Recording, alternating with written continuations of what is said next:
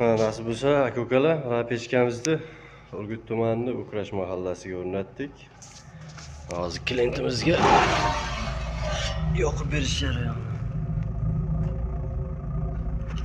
Alovlarning yonishi.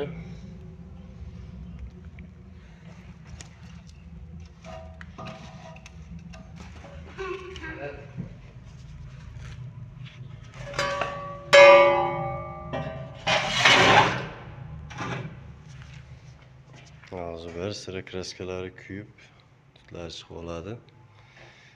Bitta xonadonga tog'amizni uylariga qo'ydik. Ikkinchisi ikkita qo'yib berdik tog'am uylariga. Ikkinchisini endi yoqamiz nasib bo'lsa mana. O'rnatilishi. Tortishlari, alov tortishlari va cho'tki. Bitta pechkani og'zini ochilishi uchun bu. Ochib qo'yib, bemalol tutun qo'yaverasizlar, og'izdan tutun chiqmaydi baqqa. Hozir bu tutun chiqayotgani, bu ichkari kraskalari kuyyapti. Og'zini olib beradigan bo'lsak, og'izdan umuman tutun baqqarab, naborot aqtay tutun ichkari kirib ketyapti. Tashqariga tutun chiqmaydi bundan. Eshigini ochib alovni qo'yaverasizlar. Yonishi, temirni badani bir sira qizib hozir tutib oladi.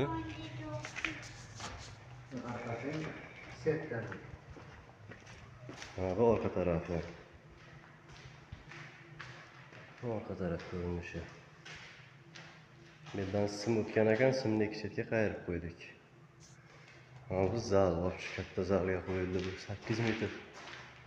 8 metr ziyodroq zal. 9 metr. Bu o'rtadagi koridorga qo'yildi bu.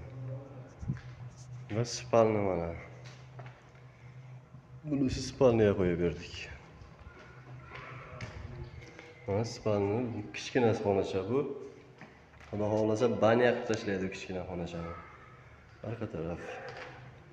Aka-ukalar kimga shunaqa xizmatlar kerak bo'lsa, pastda nomer qoldiramiz. Bemalol murojaat qilaverasizlar. Olib kelib, ustanovka qilib, yoqib, tayyor qilib berib ketamiz.